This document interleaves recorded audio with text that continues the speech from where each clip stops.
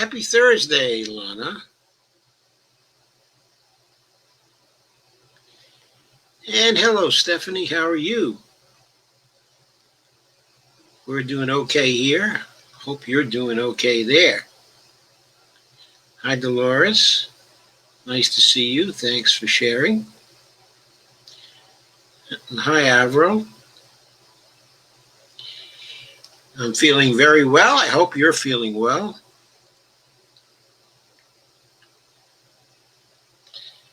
Hey, Dale Weaver. Great to see you. And hey, Carmen. It's great to see you too. Both Carmen and Avril are here tonight. Dale says hello. And Stephanie says, I have a horrible migraine, but pushing through it, wanting to help. Well, thank you, Stephanie. Thank you very much. I know those are terrible.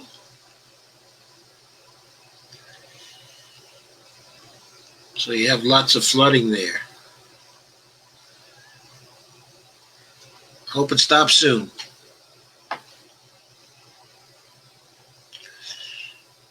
Okay, this is Q&A night. So,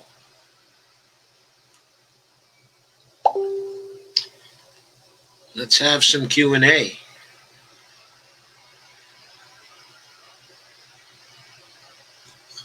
So what's the most egregious thing you've been seeing this week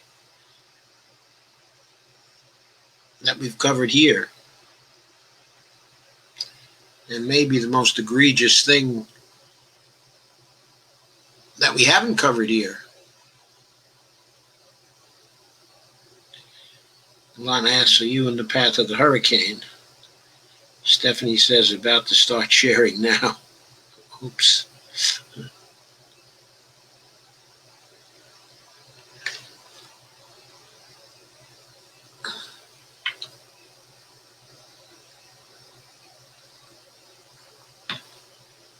Oh, I see. I forgot to take away the promo. So I'm going to stop that right now. Here we are.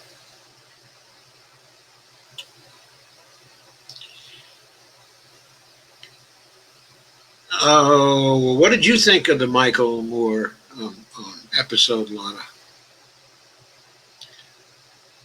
Oh, Stephanie says the hurricane's right on top of us. Wow.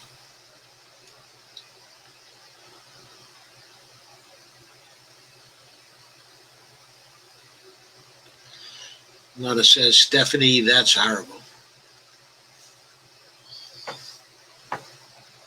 It is.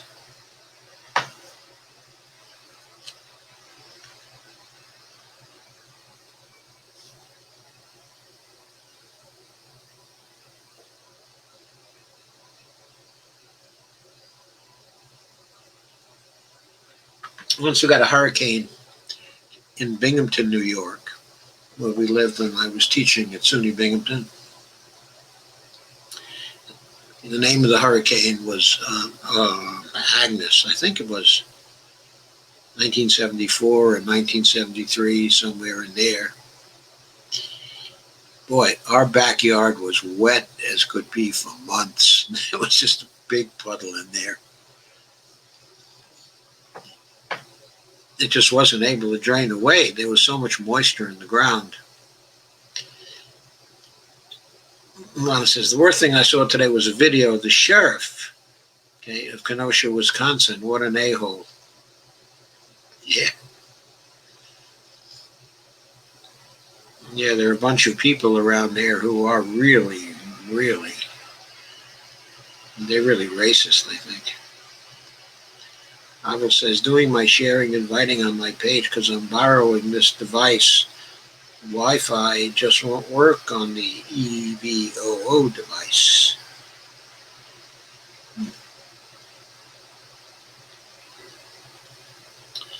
Lana says, Michael Moore sounds a bit like Bernie. Keep fighting. He made a point of not leaving the squad to push the boulder up the mountain by themselves. Yes.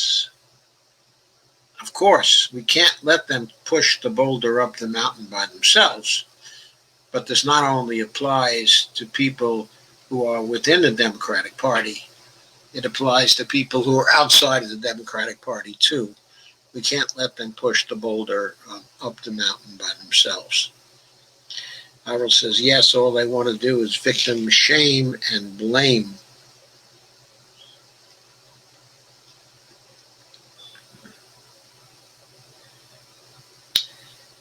I thought that episode of Michael Moore's show fell short in not really explaining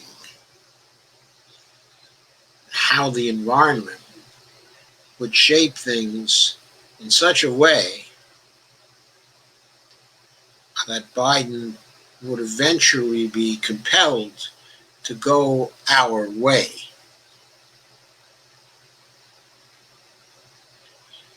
In other words, it seems to me there were a lot of influence on Franklin Roosevelt, a lot of influences on Franklin Roosevelt to go our way. People in his cabinet, for example, that he appointed to his cabinet, his head of the Federal Reserve, Mariner Eccles. There was Henry Wallace, who was part of his cabinet. Francis Perkins, who he appointed as Secretary of Labor, and who was hassling him continuously. And then there was Eleanor. There was Eleanor.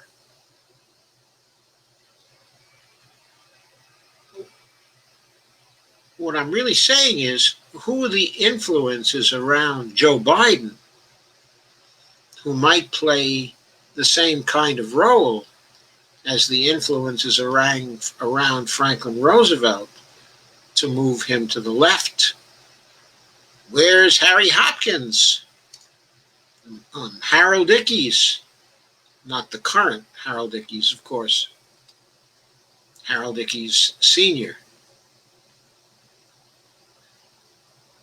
Where are those people around Joe Biden in his administration? Of course, we don't know who might be in his administration yet, but from what we've heard, it doesn't look too promising. If there are no people in his administration who can penetrate his bubble, we'll pretty well be able to tell from the start that it may be very, very difficult to get him to move towards progressive agendas. Harold said, doing my sharing / inviting on my page because I'm borrowing this device. Wi-Fi just won't work on that EVO device. I think I read that already. Harold says, yes, all they want to do is victim shame and blame.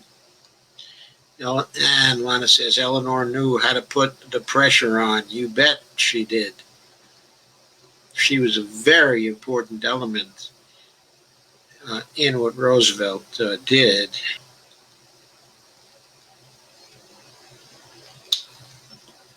Harold said, laugh out loud sounds like a rap song. Kay says, hi all, just shared. Haven't been able to get to Michael Moore, but I caught your COVID M4A short take. I loved how you deduced it down to how it's not M4A that would save us, from COVID. Well, I said it wasn't Medicare for All by itself. I said it's not Medicare for All alone. I do think that to save us from COVID, we do need Medicare for All or something very close to it, at least for the period when COVID is a problem. People have to be able to walk in and get help when they think they need help, and there cannot be a financial barrier if we want the pandemic to be stopped. If you want pandemics or epidemics to be stopped, you can't have people thinking about their damn finances and the likely financial impact on them. So it's going to be very important to have Medicare for All or something very like it, but it's going to take more than that. It's going to take the management. It's going to take making the right kinds of decisions. We have lots of models now because we have lots of nations we can borrow from if we get over the not invented here syndrome.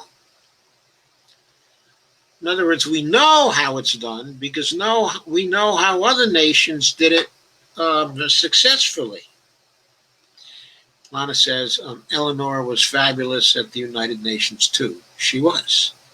She was fabulous after Roosevelt died.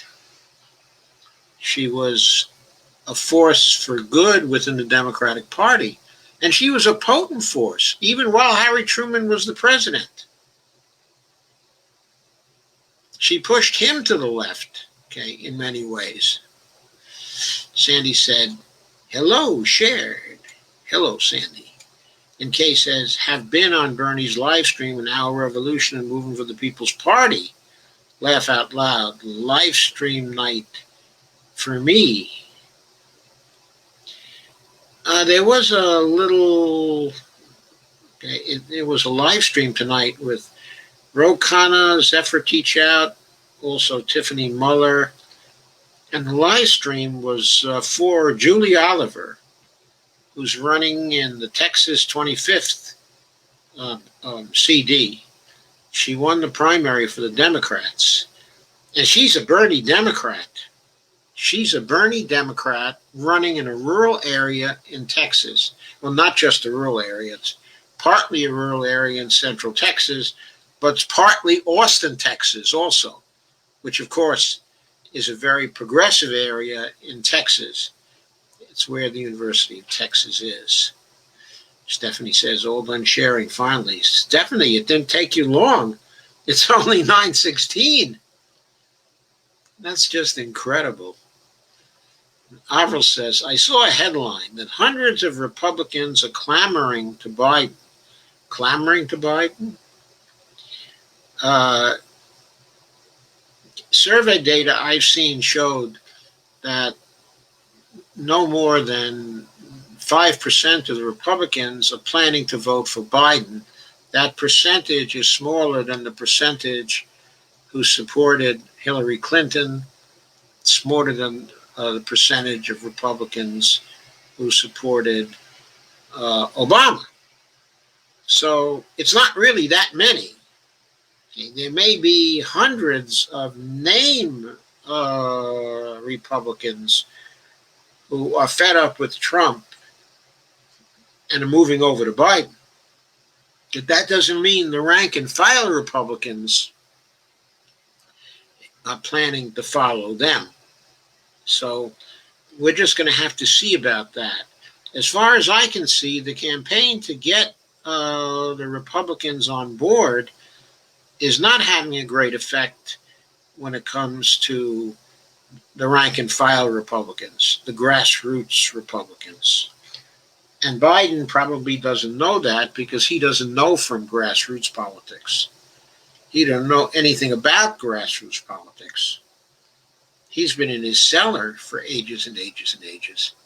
Kay says, yep, I saw that one.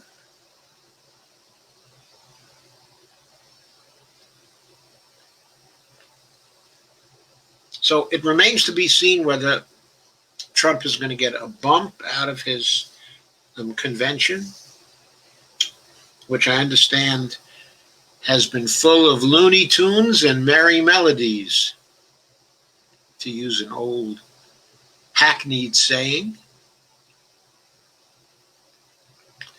Strictly Looney Tunes and merry melodies.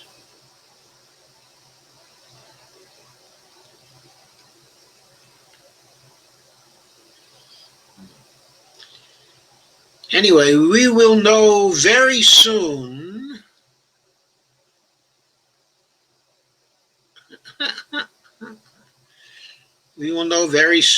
whether these conventions have been effective at all, or whether Joe Biden has to shift gears immediately, which is what I advised. And Avril says, he stopped in on C-SPAN at the beginning of the RNC tonight and commented, quote, oh crap, the fascists and fruitcakes are coming on. Well, that's what it was all about, the fascists and fruitcakes, right?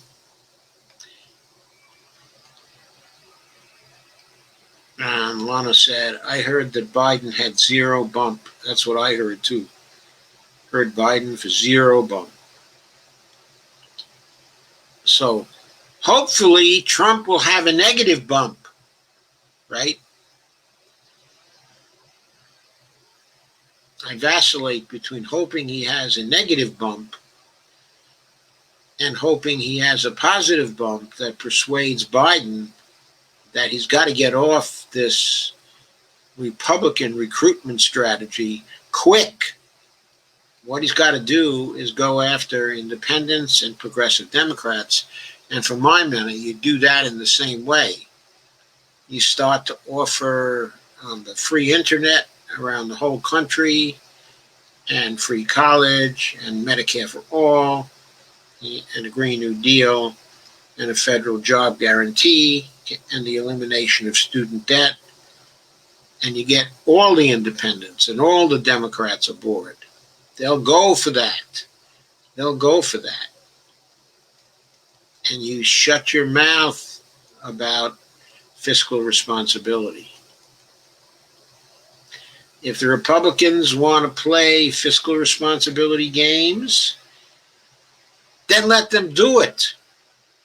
I mean, let the party of constant tax cuts for the rich start playing fiscal responsibility games. I dare them. Rob says, hey, Yoda. And Rob says, guess what? I can't guess, Rob. What?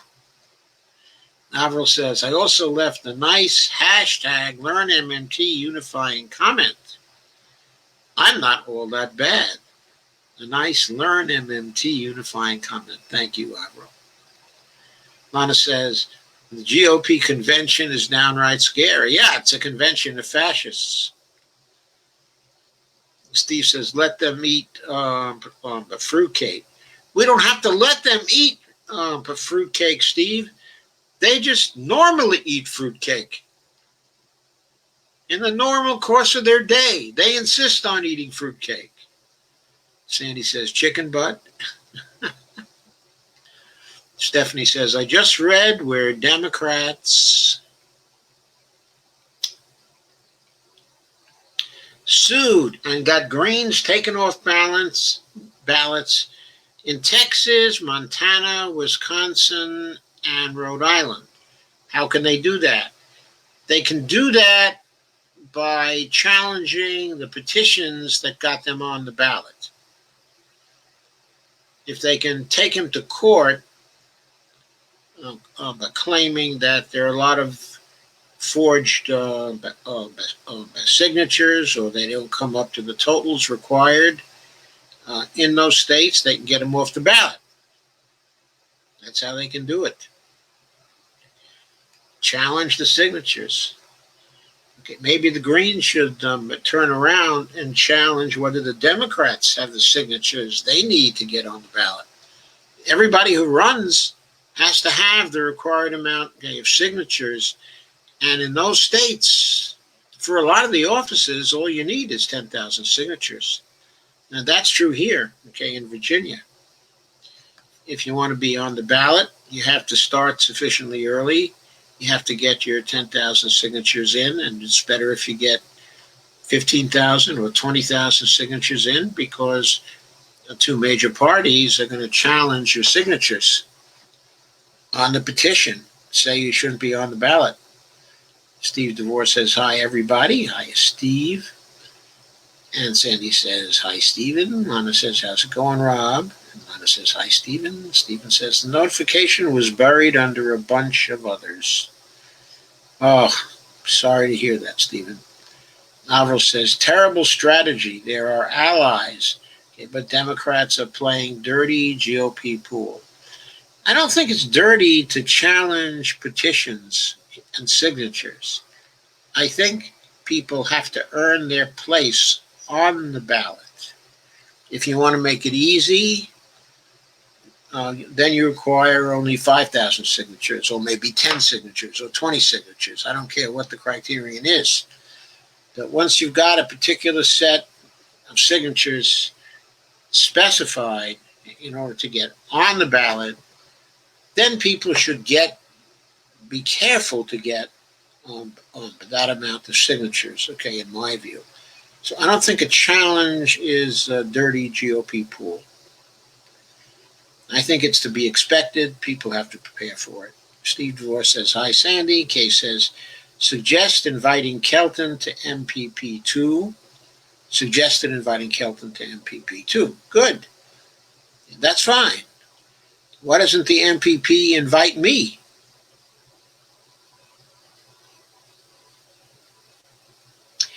John Fleshness says, we need more the Democrats in the White House. We need to take the Senate majority. We do need to have the Democrats in the majority in the Senate, either because they have a majority by themselves or they have a majority when they combine with third-party senators. But yes, we do need to have the Republicans out of the majority in the Senate. No longer controlling the committees, no longer controlling the subpoenas, no longer controlling investigations, and no longer controlling the appointment of turkeys to the Supreme Court. True gobblers. Rod Rivera says Biden is going to lose. He's down with Latinos, down with younger blacks. His silence is hurting him. Trump is hitting him on NAFTA. And Biden's brain is melting before our eyes. And the Democrat establishment is throwing a Biden shouldn't debate Trump trial balloon. Yeah, I noticed Nancy Pelosi was throwing that up there. That will fail. The American psyche will look at that as complete weakness, and that will lose the public's confidence. Yeah, I think that's a bad move for Joe Biden. That's a bad move for Joe Biden. The only way it's a good move is if he can't possibly survive a debate.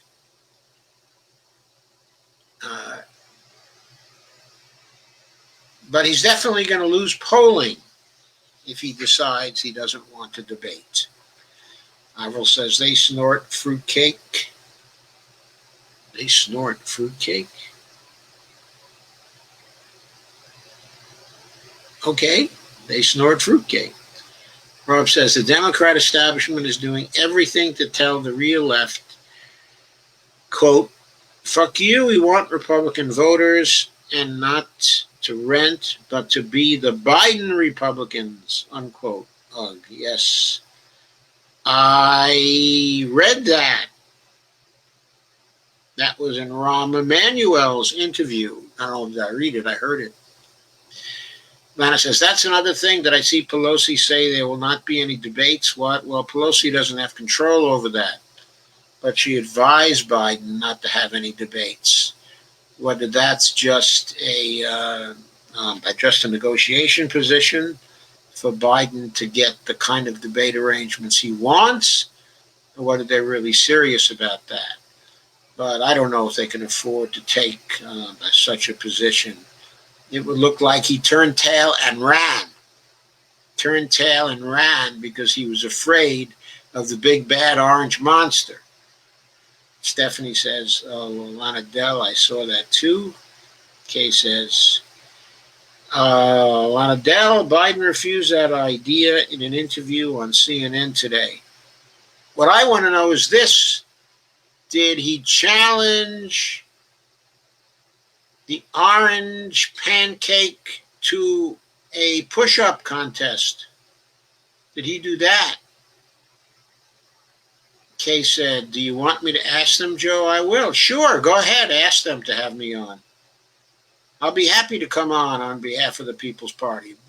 I'll be happy to answer any questions they might want to pose about MMT or the job guarantee or how we can afford the Green New Deal. I'll talk to them all night long about that. Stephanie, can we talk about Kenosha a bit? Yes, we can. We can talk about Kenosha as much as you would like. Put forward some questions on Kenosha, and we will do our best to answer them. Yeah, Kenosha has turned into a big deal, hasn't it? Hasn't it? Avril says, not much to say. That the killer is going to get off. Well, I don't know whether the killer is going to get off, okay, or not. But I suspect if this killer gets off, then maybe this killer is going to get killed.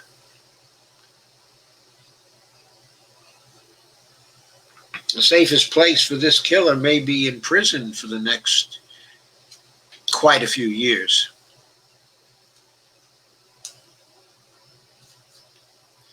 He can probably go to prison and find a white supremacist group there that will protect him against the BLM group that he will also find there. So that might be his best bet. Stephanie says it was rumored that the police helped him. Well, they certainly failed to pick him up when they rode right by him. I mean, he looked like he was holding an assault rifle. Looked like he was holding, an assault rifle. And they rolled by him in one of their armored cars and saw him going forward towards where the protests were and made no move to stop someone armed with an assault rifle. Rob said, hey, Yoda, knowing how crazy things are, including the unconstitutional actions by the federal government, are you scared about to the general? If you are scared, what is the most terrifying? Scared about the general, Rob, is too general a statement. Can you ask me some more specific questions about what I might be scared about in relation to the general election? Yes, I'm generally scared that the general may prove to be a fiasco or may prove to leave things in such an undecided state that Trump can then contrive to stay in the White House long past his time. But are you scared of Trump? Am I scared of Trump in what respect? Avril says, yep, he'll be protected, by Arians and staff. And Lana said he and his group were working with the police, and his mother drove him there.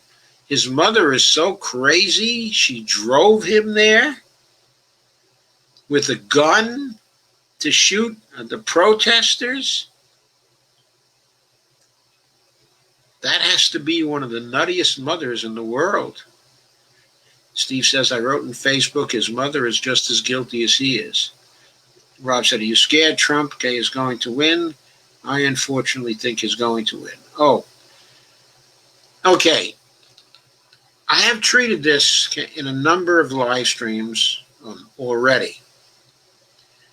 I think if Biden runs a proper campaign focusing on the COVID mess, comparing the performance of the United States to the performance of all the other countries in the world, and if he runs on the COVID economic mess as well, and the failure of Trump to lead us out of the economic mess. Now, I know everyone will be pointing fingers. The Republicans will be saying, it's Nancy Pelosi's fault, It's the House's fault, And, of course, Nancy Pelosi, and the Democrats are pointing fingers at the Senate and Trump and are saying, no, it's their fault. But it's easy for Biden to say, hey, who's the president of the United States? Who's the majority leader of the Senate? Where is the leadership from those quarters in providing for the American public the governmental help it needs right now while so much of the economy is shut down and so many people are out of jobs? Where was the leadership from the president and from the Republican senators to provide people with the wherewithal they need to stay in their homes and to be safe from the virus. If those things are hammered home every single day, and the Democrats quit playing identity politics and they're playing, oh, Trump is so terrible. He's such a, he's such a crazy fellow. He's such an impolite fellow. And Harris, he's a fascist. Yes, Harris, he is a fascist. But he's not going to lose because he's a fascist. He's going to lose because some people are starving and some people are going to be out of their homes and people are going to be out of jobs and some are going to be worried about where their next meal is coming from and some are going to be worried about COVID deaths in their family. If he loses, he's going to lose for those reasons. And he will also lose because Biden isn't offering anything positive. If Biden offers the proper management, of COVID and a program to manage it that is like the programs, of other nations who have extremely low fatalities per million and says, we're going to do it the way they did it. And look, they have right now only 17 deaths per million. If we had that, here's how many of us would have died. And here's how many of us that have died. You see this very huge difference? It's because we've done the wrong things. It's because Trump did the wrong things. It's because the Republicans in the Senate did the wrong things. If that's the way Biden runs, it'll be a landslide. If that's the way he runs, I'm not scared Trump is going to win. I don't think Trump can do anything to win by himself. Trump is lost. It's not about the funny stuff Trump is going to do or Trump is going to try. We can counter that with our mass movements. What we can't counter is the bonehead election campaign which the Democrats are running right now, trying to recruit people from a minority party to beat Trump, as if the only people who are going to beat Trump are from the minority party.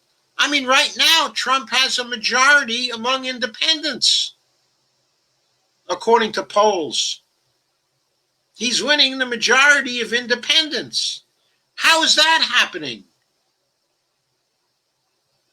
It's happening because Biden seems to be running to the right of Trump. It's ridiculous. Stephanie says. So yes, I'm afraid Trump is going to win, but not because of what Trump might actually do, because of what Biden is failing to do. That convention was laughable. Yes, it was professionally slick.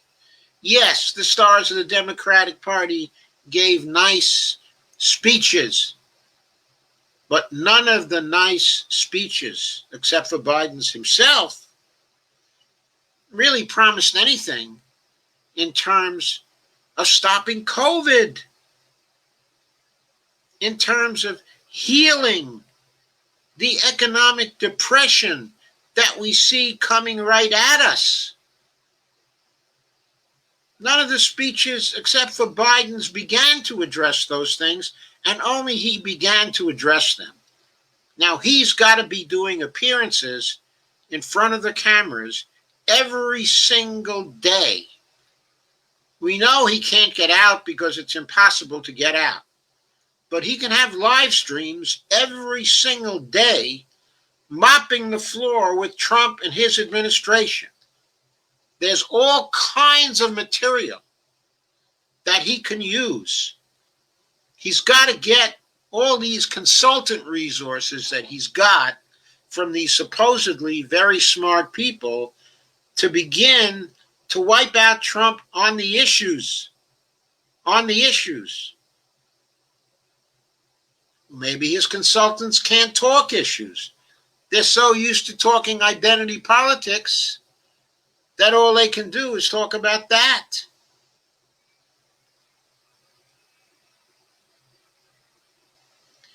Stephanie says it's disgusting. And Steve Gonzo says,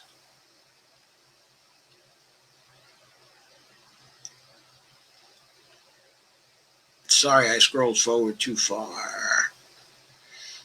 Let me get back to Steve Gonzo again.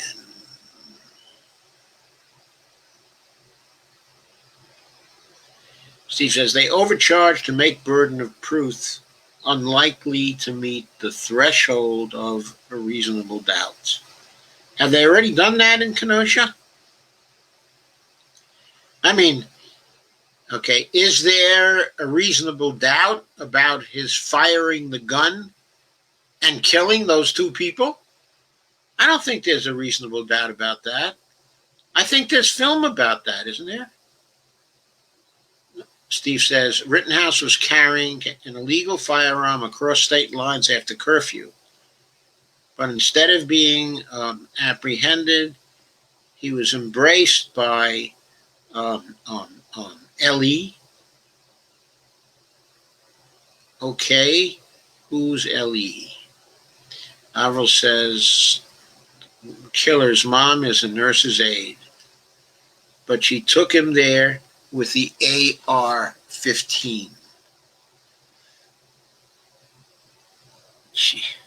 Rob says, if Biden runs the campaign you describe, but he's not doing it. He's hiding in the basement.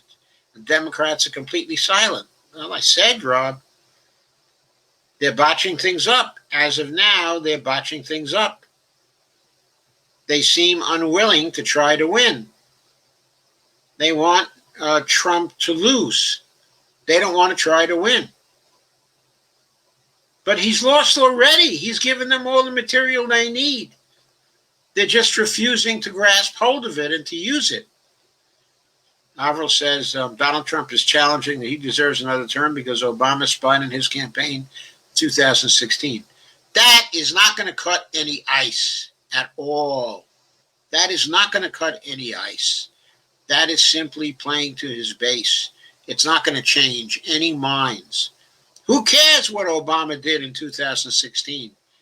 The issue now is what Trump is doing in this crisis. What he's doing in the context of COVID and Black Lives Matter. An important issue is Trump himself causing the so-called riots? Are these so-called riots actually police riots? All the protests seem to have started peacefully. Rob says, why isn't Biden talking about the mass poverty? He can't talk about issues concerning class because he's not allowed to. Is somebody going to shoot him if he talks about issues concerning class? I don't think so. I don't think so. If he talks about issues concerning class, he can win. If he wants to win, he'll talk about those issues. If he doesn't want to win, he won't. Alvaro Romano says fascism. Stephanie says, my 4-year-old was forced to go back to school. She kept tearing her mat. Oh, that's awful. That's awful. They're forcing kids to go back to school. Oh, boy.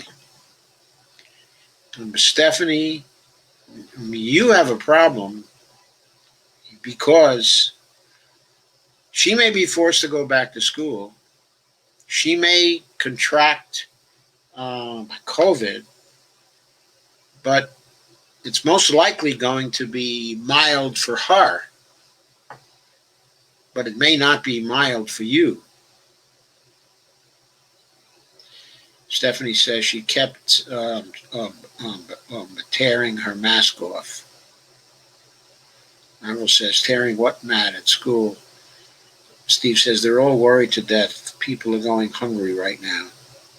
Avril says, oh, masks. Sorry, I misread that. Steve Gonzo says, 9,000 positives in 15 school days in Florida. Avril says, yes, I mentioned that too. Stephanie says, my cousin is only 4. Forcing young children to go back to school with or without masks is horrible. She's 4. It's hard for young kids to wear masks. The young children should not be forced to go back to school. Yes, that's true, but it's also true the parents should keep them home and sue the school system and sue the state. The state has no right to send kids back to school in a manifestly dangerous situation. And it's not only dangerous for the young children, it's dangerous for the parents who are being forced to let them go back to school or to take them to school. Avril says, I'd hide my baby.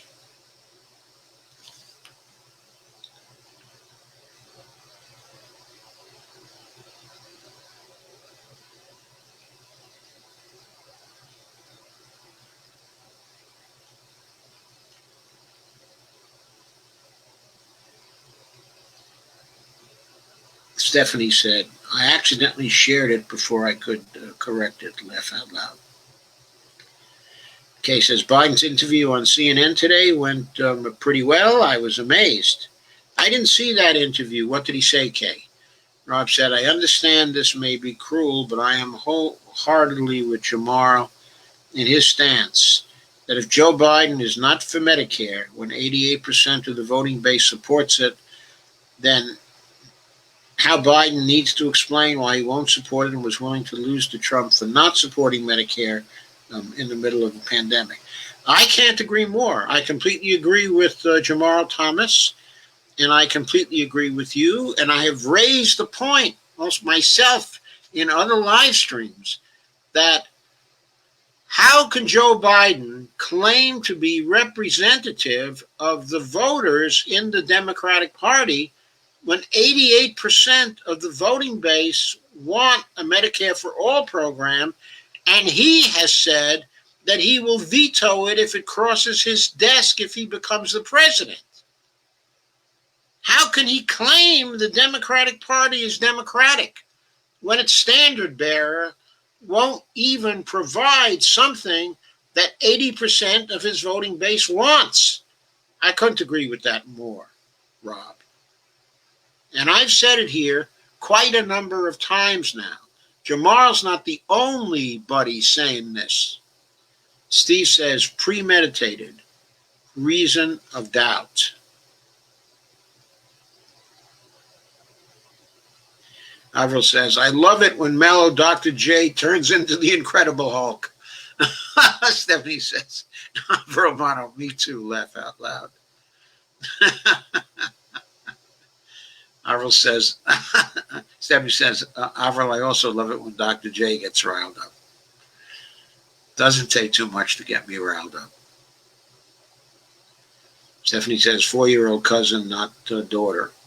Kay says, Rob, if he wants to win, he needs to run, on Medicare for All. Even more, if he wants to be representative of the party that he's supposed to represent, he needs to run on Medicare for All. He needs to run on the Green New Deal, too. That has majority support in the party. I mean, how can this guy call himself a Democrat?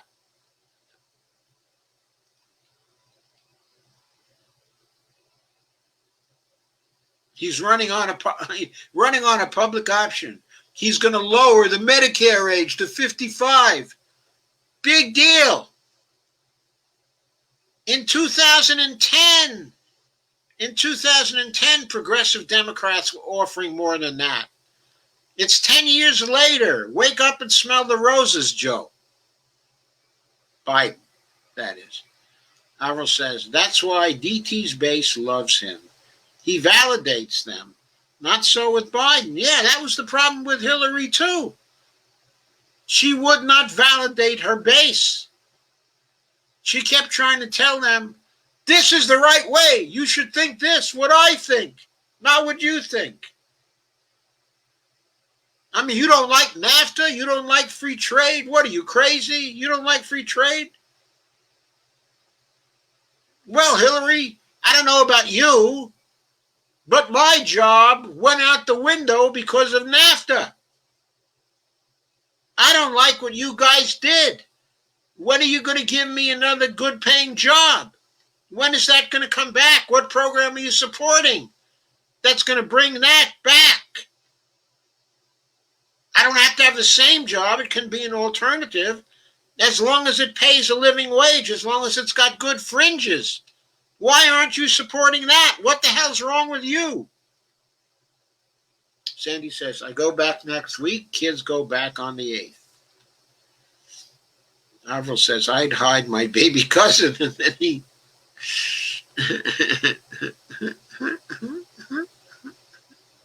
Sandy says, we have in-person and remote the classes.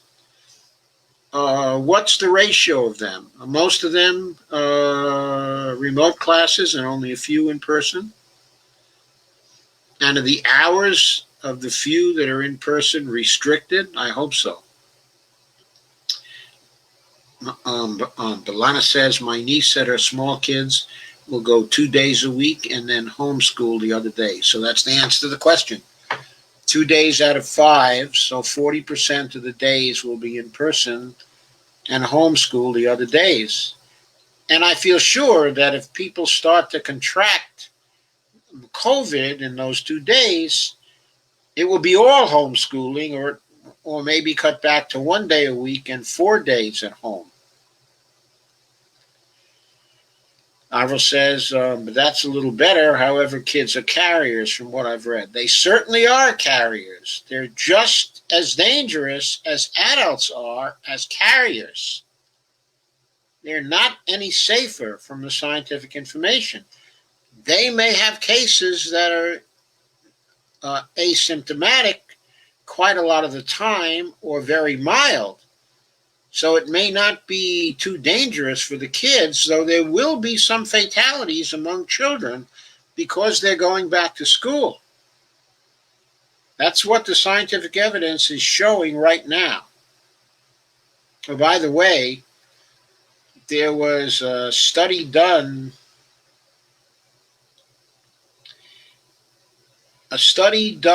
in Belgium.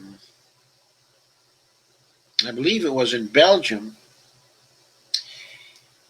8,075 people. It was a statistical analysis. Okay, it involved a test of hydroxychloroquine, not given in the doses that were given in some of the earlier experiments, but relatively low dosage of the kind that's been recommended for that particular pharmaceutical for helping with other problems. And what they found in that statistical analysis is the first evidence that hydroxychloroquine can help, specifically roughly 32% of fatalities were saved in comparing groups that were given the hydroxychloroquine in the low doses compared to other groups that were just given standard care. So 1/3 of the fatalities were saved in this group of 8,075 people. Now, that may not be very convincing yet for various reasons, but we may be hearing about this from Donald Trump because it's the first really consequential positive evidence we've had that hydroxychloroquine that may help. It's at least reason for WHO and for the National Health Service, in England, to redo some of the early studies they've done. I guess the study actually was done, at Oxford, to redo some of the earlier studies they've done with more participants and with the dosage of hydroxychloroquine that was being used in the Belgian study. So I thought that was a significant thing I ought to mention. Kay says he was talking to Anderson Cooper about debating the Orange Idiot, among other things. It was about a 20-minute interview, and he kept it together the whole time. Now, they may have found some medication for him, which allows him to keep things together on a daily basis. What we might have been seeing in the earlier days in the campaign, is attempts by his medical people to get the right dosage of medicine into him so he could function coherently. And maybe in the intervening months they found the right formula, and now he will be able to cope on a daily basis with what he needs to cope with. Just a thought. Stephanie says, Romano, I wish I could hide her, but she lives in another city. Her mom has to work, but she wants to keep her at home. She just can't. It's a private school, too. You think they can at least make the classes smaller? Well, maybe they can do that, and maybe in a private school they'll be able to social distance a lot better than in the public school. And maybe they'll be a lot more careful because they're going to have to worry about the school shutting down and leaving them with no income if COVID suddenly starts to spread at their school. Well, they have no other source of income. They won't have the state actually backing them up. So, John Flesner says, guess we better vote Trump then, laugh out loud. No, not if we want to save lives. Not if we want to save lives, and not if we all want to have a future. No, that's the last thing that we should do. I'm not here to recommend that people ought to vote for Biden. I think people ought to vote their conscience. But I am here to say Trump absolutely has to go. If we want to get rid of fascism in the United States, Donald Trump right now has to go. That alone isn't going to get rid of fascism here, because there's plenty of other fascists. But that will be a start. That's what we have to do.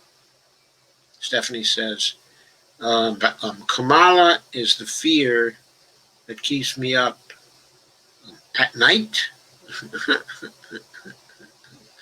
Yeah, there it is. The fear that keeps me up at night. Avril says, no progressive influence, no. We're in sight when it comes to Biden bin Hayden. Kay says, sad part of this whole election is we can't trust any of them, no matter what they say. But we can use what they say as a way of organizing people against them later, if the people care. If we build that movement of people who care and of people who are willing to get out there, and we nurture that movement, then what they say up front is important, very important. Avril says, Dr. J, which is it? COVID, aerosols drop to the ground quicker under high humidity, or they spread further in non-humid, dry air conditions. I've read both the scenarios, so now I'm totally confused. Well, off the top of my head, I don't know the answer to that question for sure in terms of what the science shows, but it seems to me that they would drop to the ground quicker under a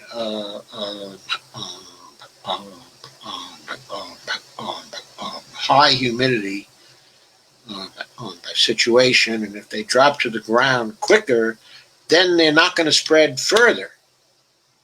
If they drop to the ground more slowly, then they would spread further. So I don't know if you should be totally confused. And Kay says, wonder where Evelina Pont is tonight. Not like her to miss these discussions. I don't know. I did invite her. So Arrow says, I'd ask Canada for help. Well, of course, I'm all for asking anybody who can help to help.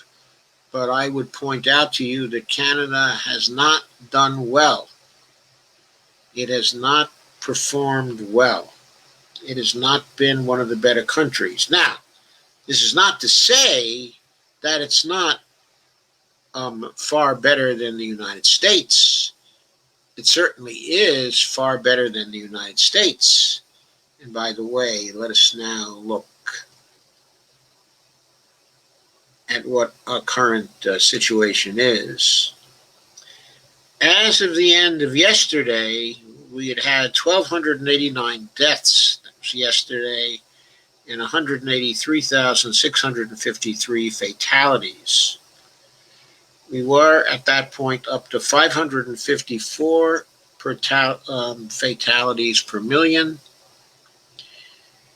And we were only one ahead of the Brazilians, who were at 553, and 20 behind Chile at 574, 21 behind Sweden at 575. They've remained pretty static for some time.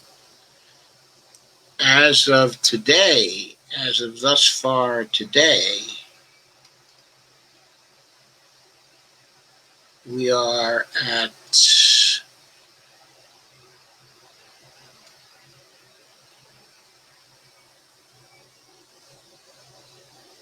I'm going to have to refresh this page to make sure I have the right figures right now.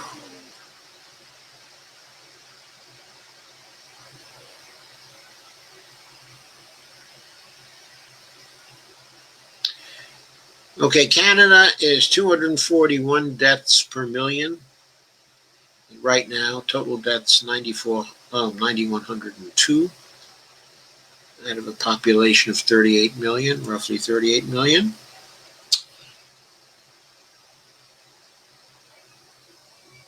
We are now at 558 deaths per million. We're in a tie with the Brazilians, who are also at 558 deaths per million. They have now caught up to us in deaths per million. So far today, and this is not the final figures, we are at 184,700, and 96. So to me, that looks like we've lost another 1,100 people at least today in terms of fatalities. Maybe more. The final figures are not in yet.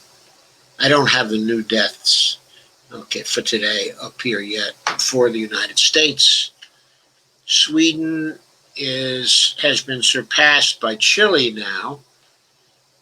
But Chile is in the 6th position, not counting 2 minor states.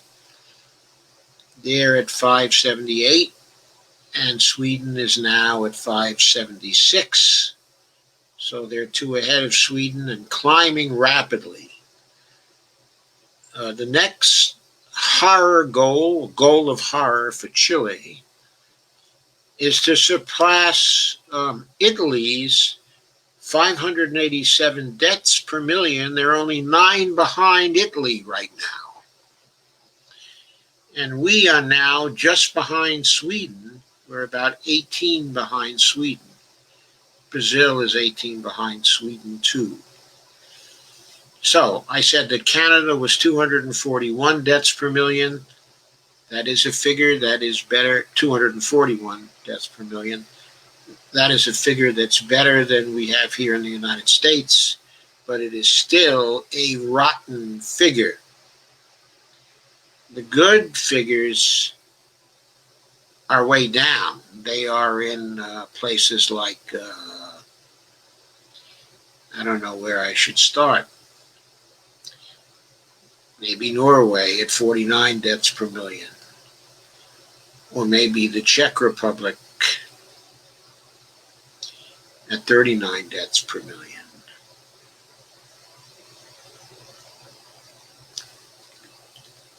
Or if we want a fairly large country that's done very well, how about the Philippines at 29 deaths per million? They have almost 110 million people in the Philippines. They have had only 29 deaths per million. Now, Pakistan says they've had only 28 deaths per million, but I trust the statisticians in the Philippines more than I trust the statisticians in Pakistan.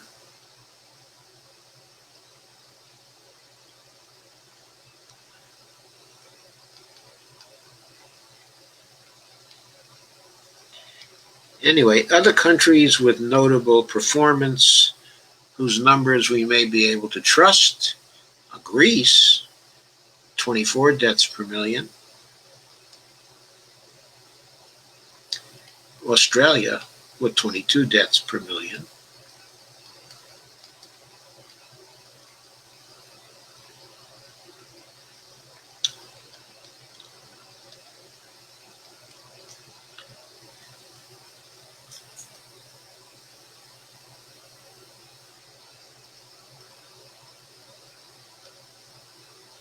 Where is Cuba?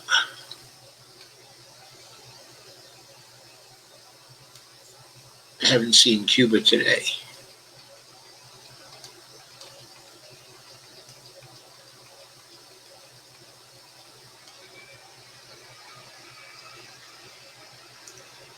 The Venezuelans report 12 fatalities per million, which is the same as the Uruguayans have. Okay, but Venezuela is much larger, 28.4 million people, okay, and the population of Uruguay is only 3.5 million people.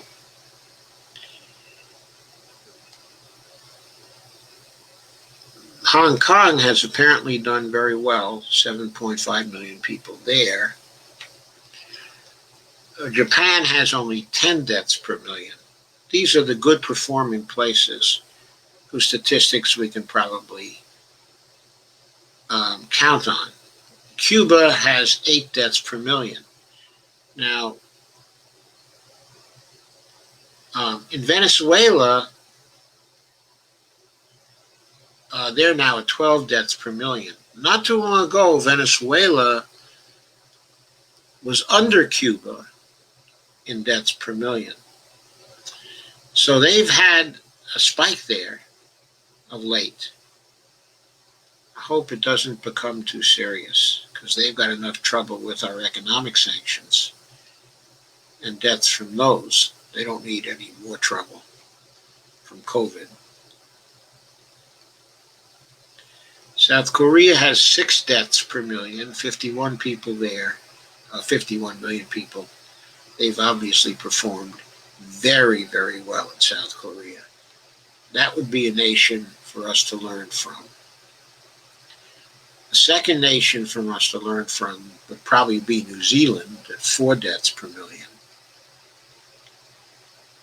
And of course, Taiwan, which has our own Medicare system that has been charged up and expanded to all the people, essentially a Medicare for all system. But when they instituted their Medicare system, They brought over our consultants to guide them in creating that system. Their deaths per million from COVID, with 24 million people, are 0.3 of a person per million is the fatality statistic there. It's one of the best in the world. And if you believe the Vietnamese statistics, they're just a little ahead of Taiwan, but also at 0.3 per million. And there are almost 100 million people there, 97.48. Let's call it 97.5 million people there. Okay, right now. Let me go back to your comments after that excursion. Avril says, I'd like to ask Canada for help.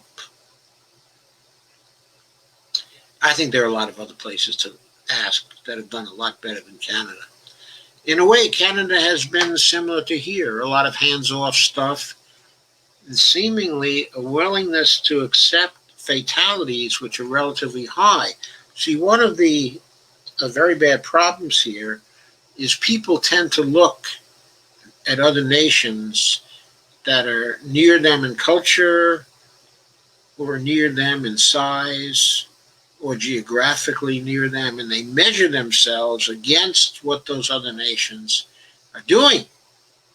Now, Canada looks fine when compared to the United States, and I think right now they look fine when compared to Mexico as well. I didn't look at Mexico today.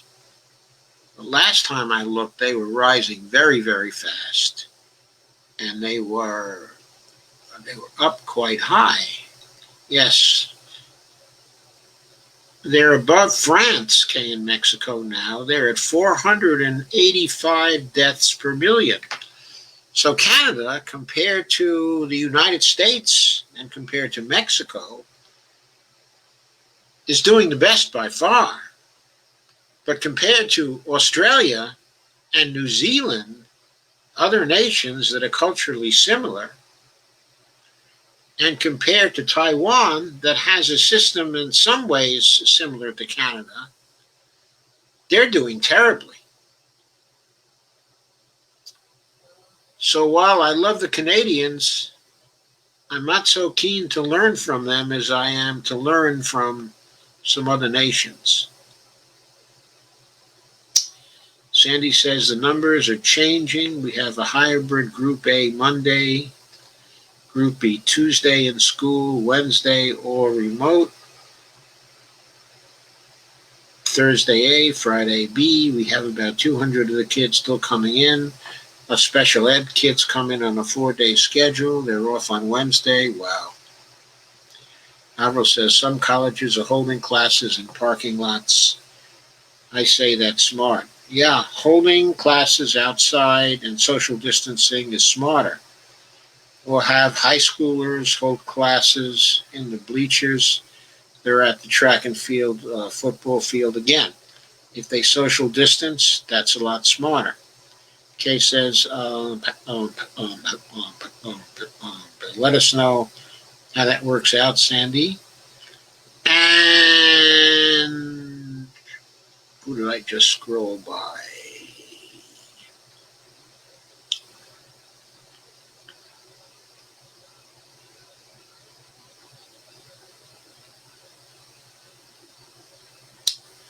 Sorry, I scrolled down too fast.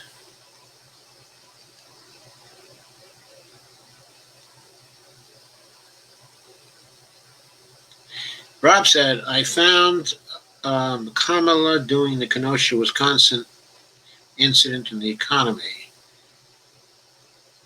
I thought if Joe Biden, who was on top of the ticket, just more think people will find weak. I'm not sure I got that, Rob. I'm not sure I got that. Maybe you'd like to reformulate that one. Sandy says, I will, Kay. Stephanie says, I live in Arkansas, a red state. Trump will most likely win by a large margin, so I can at least vote my conscience and vote third party. Yep, you can. You can. It's not going to be a swing state this time. Avril said, worth hiding, my little cousin. Kay says, Canada has closed its border to us. Well, we might be able to get some scientists in there to learn from them if they were willing to quarantine for 14 days. John Flesness says, I would think the droplets would evaporate in dry conditions, much like water turning to vapor in sub-zero conditions. I don't know. That's interesting. They might evaporate in dry conditions. The official statistics in some of the nations along the Sahara where things get very, very dry are very low with respect to fatality rates. But on the other hand, in Arizona, for a while, COVID was running wild. It now has been tamed down again there, and things are far less serious. And the reproduction rate of COVID, last time I looked at the reproduction rate a couple of days ago, was the best among the U.S. states right now. It had fallen to something like 0.84 or something like that, is the reproduction rate, which means that the contagion was beginning to die out there. They seem to have brought it under control, by the way, with common sense kinds of measures, like enforcing masking and social distancing and washing hands and sanitizing. The usual stuff was starting to really bring COVID down, in Arizona. Stephanie says, K. Clark Ryan, really?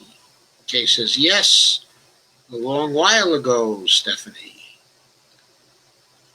And Lana says, John F., I saw a video that the droplets are heavy in humid conditions and fall down. Apparently, they travel further in less humid conditions, so the winter will be worse. As long as the summer is a humid summer, if it suddenly turns into a hot, dry summer, well, maybe not. I think the droplets have been measured as traveling from a cough or a sneeze, have been measured as traveling as far as 26 feet away. This has raised a lot of doubt, in people's mind that 6 feet of social distancing is enough. Of course, though, it also has to do with the load, the viral load that people are exposed to. Even if something travels 26 feet, but the amount of exposure to the virus is low, then they're still probably not going to contract COVID-19. Kay says, why? Hey guys, I want a pool boy. Anyone know what I'm referring to? Hint, Liberty University. That was a very broad hint, mainly because of the COVID mess we have here. Avro says, that's what I was trying to determine. Thanks. Stephanie says, K. Clark Ryan, gotcha. Lana says, my Norwegian Facebook friend is pretty happy with their COVID response. Sweden is terrible, he said. Well, in deaths per million, of course, things have been much better in Norway than in Sweden. And I think I said that Norway was 49 deaths per million, and Sweden is at 576 today. 576 today. Just passed by Chile, 18 ahead of the USA, which is at 558 right now.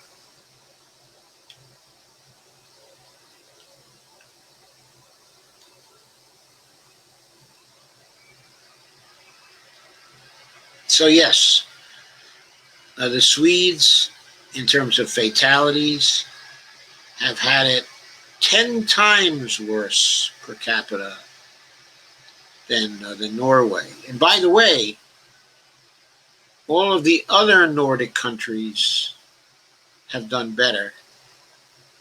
Not just Norway, but Denmark and Finland, that's sometimes classified as a Nordic country. But Iceland as well. All of those countries have done far better than Sweden. Sweden just followed the wrong strategy, and as a result, they have suffered a lot more fatalities. It's as simple as that.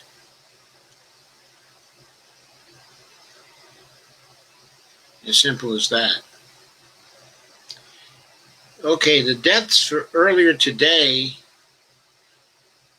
came in at 1,143. And total deaths, as late as they count here in the United States, are at 184,796.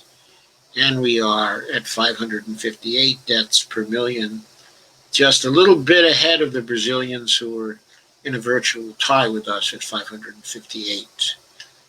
But they're moving up fast. For example, Brazil had 970 deaths today. Since they have only 2/3 of the population of the United States, they have 213 million, we have 331 million. So,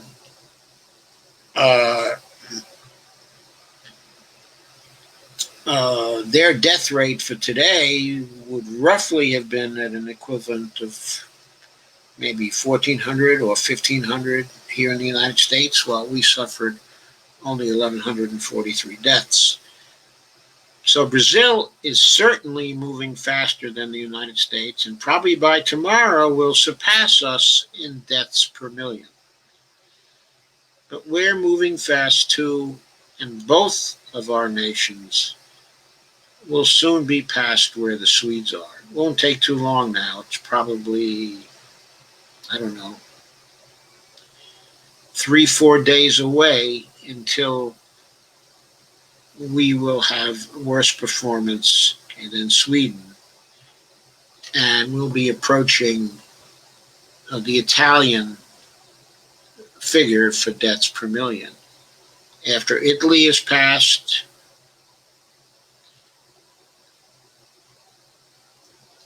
the next horrible milestone will be the UK. They're currently at 610, but they've been growing only slowly.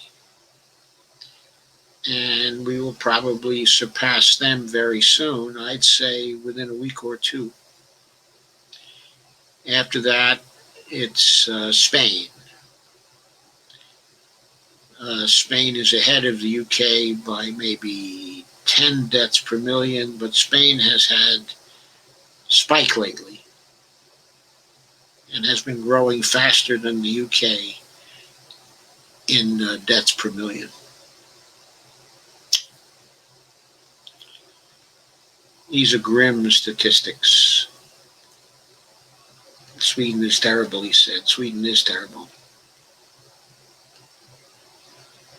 Steve said, 12:44 POS, Ohio, 24 hours. 12:44 POS? Haverl says, Kay, that's your spot, right? Kay says, yep, our country hasn't been doing too bad.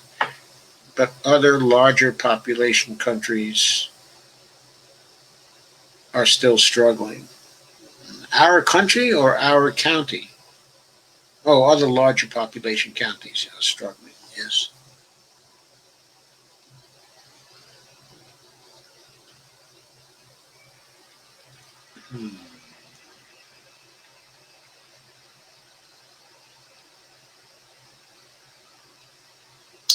Kane says, laugh out loud. Nobody with the brain that works comes to Ohio on purpose. Laugh out loud. I came because I had no choice but to get out okay, of Arizona.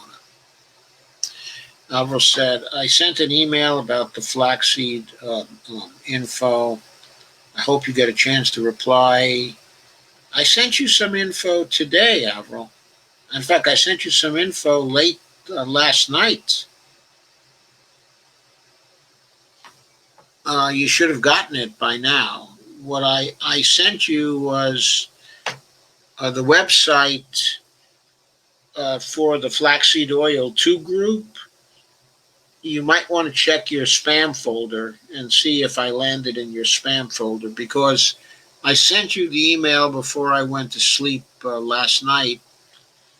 I must have finished it about 2:30 or something like that.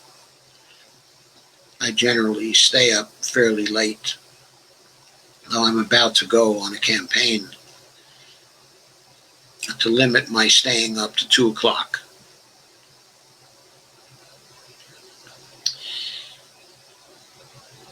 Avril said, why does the government sell treasuries? It sold treasuries because when we were on the gold standard, it made sense to sell treasuries. We sold them because we wanted to keep very tight control on the amount of money that could be called upon in the economy for spending. And so we issued and sold treasuries to drain money out of the economy when money was short, because we had to back it with gold at Fort Knox. But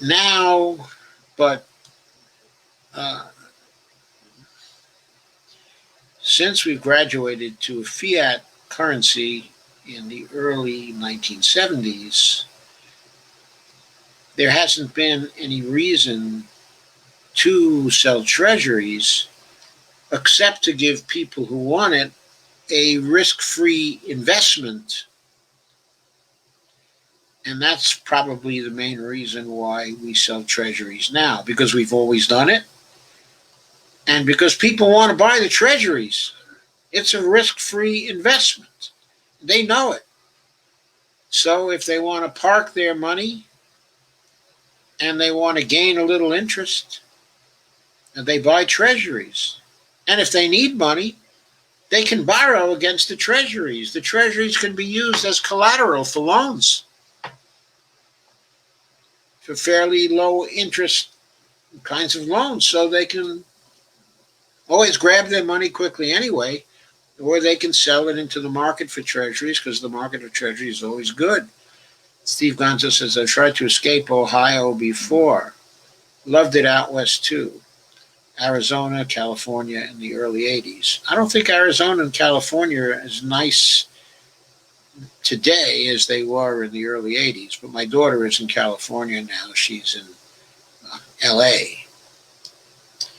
Alva says, yep, this is no time to be a mass coal. Kay says, I had no choice but to leave Southeast North Carolina when my late hubby died, and I couldn't pay for our home there. I got talked into going to Arizona. That was a huge mistake. So I came back to Ohio to help take care of his mom. Where are you in Ohio, Steve? I'm in the Canton area. Lana says, I was listening to Dr. Campbell discuss, he said in winter where people are holed up in the house with low humidity with the heat on, it will travel between housemates faster. I think he's right. Yes, I think he's right, because it does not drop to the ground. And in the winter, the heat in the house is very, very dry unless you have a humidifier working all the time. Very, very dry. Avril says, and they've finally admitted COVID travels in airplanes. So the bottom line is you have to keep COVID out of your house. You have to be very, very careful. When you go out, and you come back in, first thing you do, wash your hands, wash your face, wash everything that was outside that might need to be washed. Soap and water is the best thing. Use the sanitizer as much as you have to use the sanitizer. Sanitizer is more readily available now. Sanitizing wipes can help a little.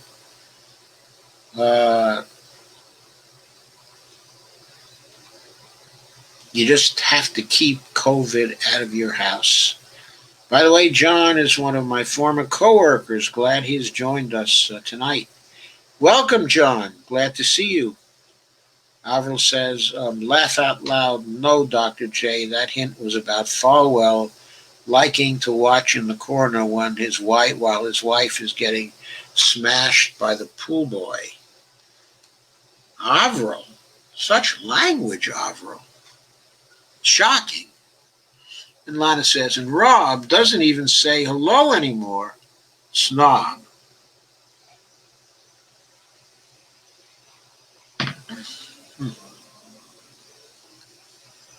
Steve says, 10 minutes north of Dayton, Burb, laugh out loud. Kay says, Dayton is having their issues too, laugh out loud. And Avril says, and Boris is retiring because of the health problems left over from COVID. Oh, really? I didn't know that. I haven't been tracking that. So Boris is getting out. Wow. How soon, Avril? Okay, I just haven't seen the email yet. Thanks bunches. Yes, you have to go to the Flaxseed Oil 2 group and you have to join. And then they have all kinds of files there with all kinds of information about the protocol. Okay, and then you have to do a search of the group and find out, have a look at all the posts that have dealt with arthritis and those who have tried to use the Budwig diet in order to combat arthritis. And there'll be some things on celiac disease as well. Okay, and you just have to read those and see what the group has found out. Okay, because over the years, that group has been in continuous existence since 2001. So it's 19 years of continuous existence. And there's likely to be a lot of information there. I'm sure a lot more information with respect to arthritis than with respect to celiac disease. But there'll probably be some posts on celiac disease too. Steve says, 1244 positive, CV 24 hours, Ohio, Joe.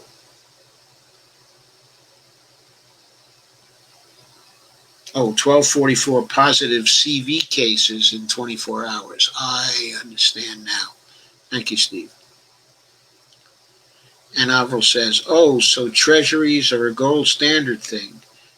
No, it's not that they're a gold standard thing. It's that during gold standard days, it was important, they felt it was important to pull money out of the economy as opposed to printing money. Okay, they didn't want to print money. They didn't want to print any more money than they had supplies, of gold.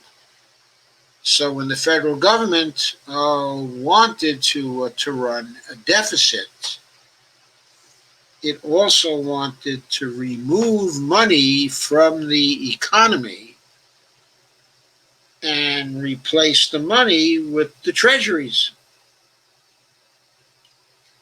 because it was felt that people will not or cannot spend, cannot get cash from the treasuries so readily. Of course, that was not true because people could borrow against the treasuries, but that was the theory. So selling treasuries was a gold standard thing for a long time. But now people are addicted to treasuries because it's a risk-free investment. We even have the example of Australia, which in the early 80s tried to stop issuing treasury securities because it really had no need uh, to draw money out of the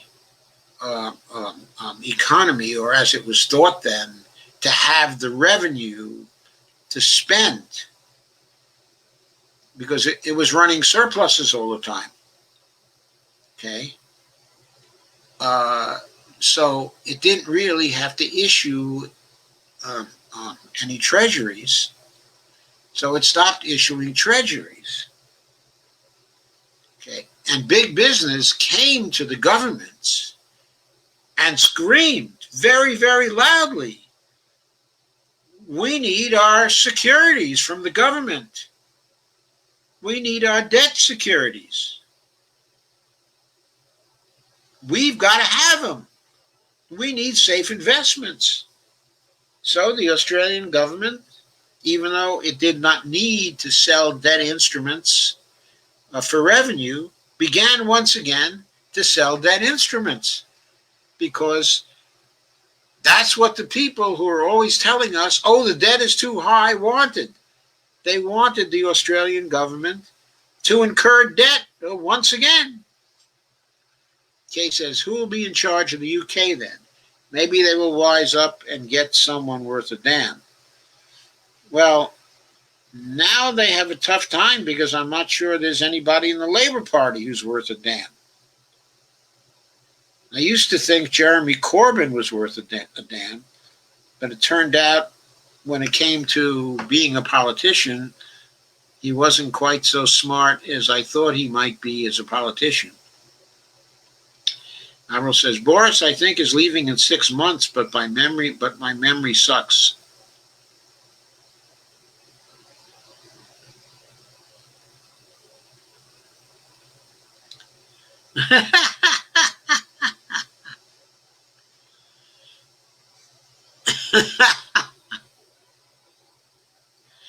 Kay says, who will be in charge of the UK? Maybe they'll wise up and get someone worth a damn. Okay, Lana says, there are a few treasuries in my 401k. Those are a lot safer than the stock side. Yeah, because the government's got to make them good according to the 14th Amendment. Avril says, bleach, bleach, bleach. Stephanie says, on Avril, I'll laugh my ass off. Kay says, and my roommate works at an assisted living place. Shake my head. I know he is careful, but something happens to him. I'm homeless again. Oh, boy. And Lana says, Carmen, are you going to be Avril all night? Okay, or Abdo. Avril says, smashed is bad language. Sorry. No, I was kidding. Smashed is perfectly all right. I won't get thrown off YouTube because you used the smash. I don't think I'll get thrown off Facebook either. And Lana says, Kay, I hope you're taking your vitamin D and C. And yeah, vitamin D is really, really, really important for it. We never miss ours.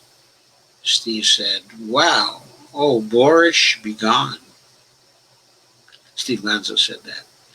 Kay says, yep, every day he takes the D2. Avril says, Abdo, and if you rub me the right way, I'll grant you a wish. Avril says, Boris, I think, is leaving in 6 months, but my memory sucks. Steve says, as the umpires got into position, both dugouts emptied, and every member of the Mets and Marlins took their caps off and bowed. in silent prayer for 42 seconds. The emotional moment is especially poignant given that it comes on the eve of Jackie Robinson Day. After finishing the moment of silence, both teams waved their caps at each other and walked off the field, with Lewis Brinson, the Marlins scheduled leadoff hitter, placing a Black Lives Matter T-shirt on top of home plate. Wow, fantastic. Avromano says, are savings bonds the same thing as treasuries? They're not the only kinds, okay, of treasuries, but yes, they are. Saving bonds are treasuries, yes. At least the savings bonds from the federal government, okay, are treasuries. I think you can buy the equivalent of savings bonds from banks as well, but I think those are called CDs, certificates of deposits. Yes. Okay, we seem to have reached the end of our tether in relation to questions. And Avril says, hey, I hear beautiful Bonnie, and smiles. Yeah, beautiful Bonnie hasn't been sitting next to me tonight. She is watching in the living room on her computer.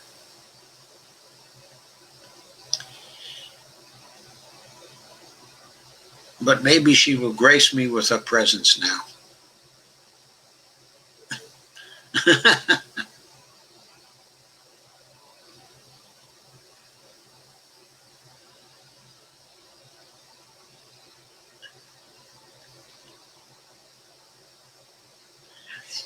Stephanie says, good night all. Great show, Dr. Joe. Well, thank you, Stephanie. I did really enjoy this show. Thank you for sharing, and thank you for helping. And thank you for being part of the discussion. And Lana says, good night. And Avril says, thank you for answering my monetary questions. I love you. Well, thank you, Avril. Thank you, everyone. Bonnie is now here, and she is gracing us with her presence. Well, thank you, honey. Welcome. Here's looking at you, kid. I already drank mine.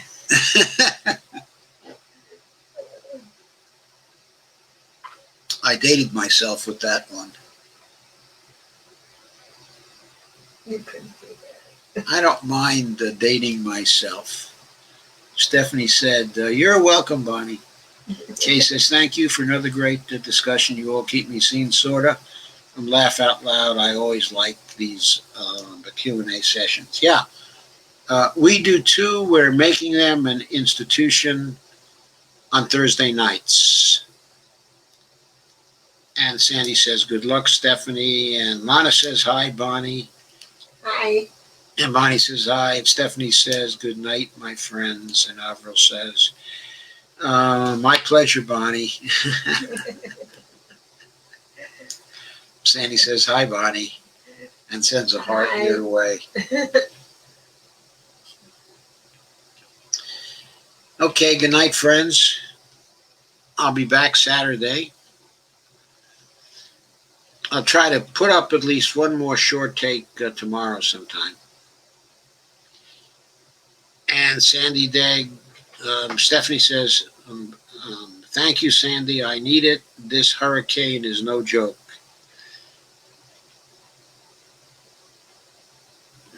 Yes, it is no joke.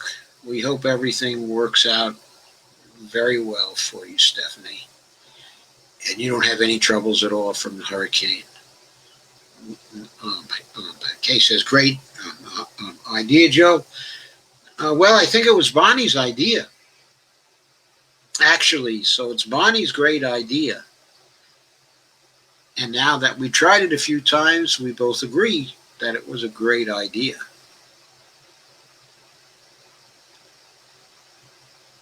It really makes things much more informal. Avril says, speaking of institutions, DT's goal is to break all the institutions that are stopping him from becoming absolute king. Absolute king. And Kay says, thank you, Bonnie. Okay, folks, I'm going to end. I'll see you Saturday.